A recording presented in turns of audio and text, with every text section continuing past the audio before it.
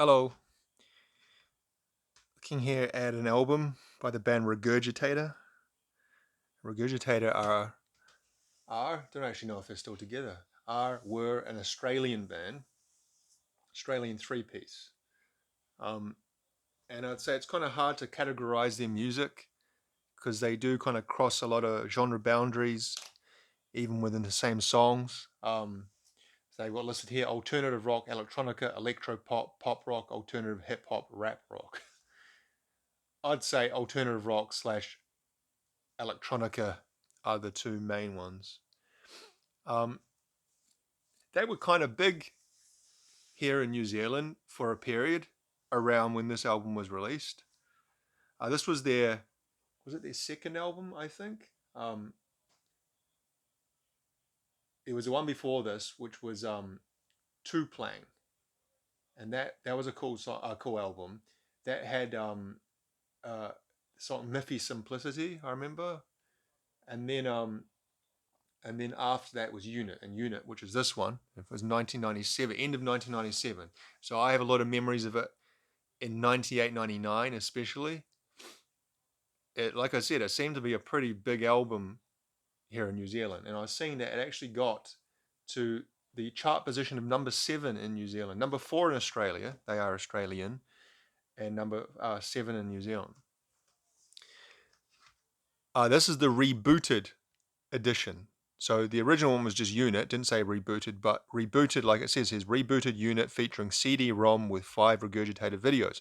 So this is the second time I've owned this, and I also owned the rebooted one originally. I think it was a different color circle, or maybe there's different color circles inside. Maybe I'm imagining it. But anyway, if you put it in your computer, you can play 5 of the videos. So what can I say about the album? I liked it. I liked it a lot when it came out. And even listening to it now, I think it's still pretty cool. So there's the video tracks down here. So we got I Like Your Old Stuff Better Than New Stuff. Everyday Formula. I think that was the first single. And the video for that song, it's kind of looks like using like Tron technology special effects from the 80s. And that's kind of a feeling the whole album has. It has kind of like a 1980s feel to it. I think that's what they were going for. Some of the drum machine sounds and the keyboard synthesizer sounds sound quite 80s as well. Number 3, this is my favorite. It's probably my favorite Regurgitator song, which it's just exclamation point brackets the song formerly known as, kind of poking fun at Prince, I guess, using this symbol. That song is really a mixture of lots of different things. I guess it is kind of like here electro pop. That song, it uses quite like an electronic bass type sound, but it's a really catchy song. It's got a really hooky chorus. Black Bugs also quite a catchy song in a different way though, in a more straight ahead, typical kind of rock song way. They got some quite funny songs. I Piss Alone, which is about a guy who doesn't like to use the urinals, instead he goes in the cubicle to take a whiz because he doesn't like the other guys looking at him. He feels what's it, performance anxiety. You know when you get that sometimes when you're standing in a row of urinals and you can't start going, taking a leak, because I remember I've had that a few times. But yeah, I Will Lick Your A-Hole. Modern Life, that's a good song as well. Polyester Girl, that's a kind of one of the songs I really remember being played on the radio a lot. That's kind of like a very 80s electro sounding song, uses like a real kind of 80s drum machine type sound, and they try to make it like it's a song. I think it's like a social commentary on like artificiality and commercialization. Polyester Girl, and they try to kind of make it sound very fake, I guess, very robotic and made with a computer and not human. They toured here at the end of 98. No, sorry, the beginning of 99. I remember seeing they played at a festival. They played during the daytime, I remember, and they had a guy. So it's a three-piece band, at least on album. That's always been three. So it's Quan Yeoman. So I think it's like he's Australian, but ethnically Vietnamese, I believe. And then Ben Eli or La or Eli, I think it's Eli. And then at this time, it was Martin Lee was the drummer. And I remember some period he went missing. There was some thing where he went missing for a few days and then turned up like unconscious in a dumpster behind a building. I remember that was in the music magazines for a few weeks. Can't remember if it was before or after this album. He left. They got a new drummer, but when they toured, they'd have like a keyboardist as well, and there was a guy who played like guitar, like guitar keyboard. I remember him on stage when I saw them. Um, Not necessarily a band that's suited to a huge, because this, like I said, they played at a festival, so they're playing like a stadium. In the daytime slots of those music festivals, sometimes the crowd's quite small, but you're playing in a stadium, and the headliners will play later in the night. So I feel their music wasn't really suited to playing in a huge outdoor space to a kind of half full crowd in the daytime. Yeah, it didn't really translate that well. I don't really have a lot of memories of seeing them live, to be honest, but it was 26 years ago, wherever it is. Over 25 years ago. 24 years ago.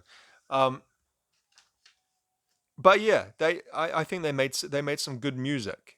The album after this, Art, I also own somewhere, and they had some interesting stuff as well. Had some good songs, but their popularity definitely waned, because the way that I always judge the popularity of those bands was this was a time when people were still listening to the radio quite, you know, as a day part of daily life, driving the car. Well, nowadays people can avoid the radio because you got Bluetooth and things like that in the car. You can listen to what you want to listen to.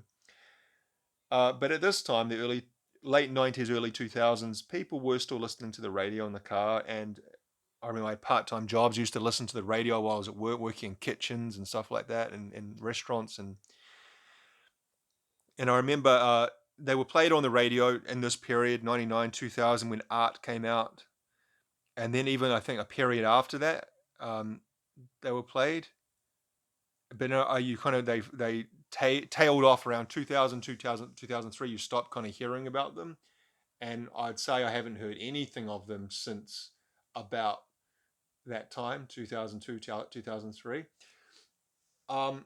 Just looking at this here and what's in front of me, they do still exist, as in they are still a band that is active. Is 1993 to present, and they had a hiatus from 2013 to 2015. And looking at their discography, they've had. So in 2001, they had Eduardo and Rodriguez Wage War on T-Rex. I remember that album. There was a single from that, Fat Cop. That's right. Yeah, I didn't like that song. Kind of like sound like a novelty song or something. After that, certainly after Fat Cop, Mishmash, Love Paranoia. I've never heard any of these. Super Happy Fun Time Friends, and their most recent album was released in 2019. The Really, Really, Really Boring Album is what it's called. So yeah. But I guess that's the natural lifespan of a band, isn't it? You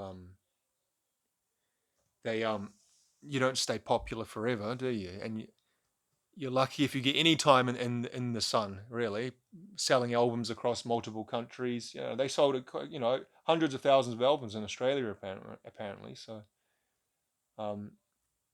yeah, but I would recommend this just for something a bit different. I think it wouldn't be everyone's cup of tea because, like I said, some of the songs are a bit jokey with names like "I Piss Alone" and "I Will Lick Your A-Hole" and things like that. I like your old stuff better than new stuff. They've got the tongue in cheek a little bit with some of these things, but I think they genuinely were good at writing kind of some pop rock type songs. Everyday Formula, song formerly known as Black Bugs.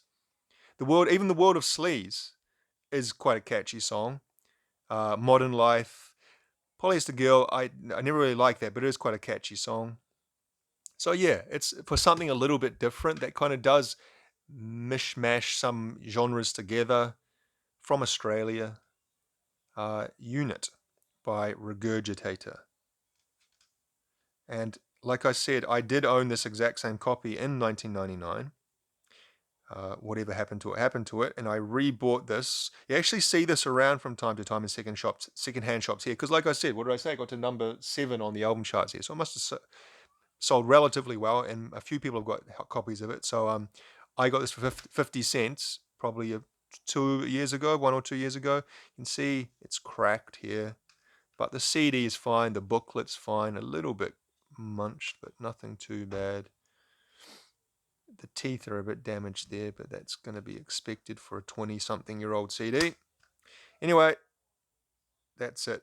Regurgitator Unit. Thanks for watching.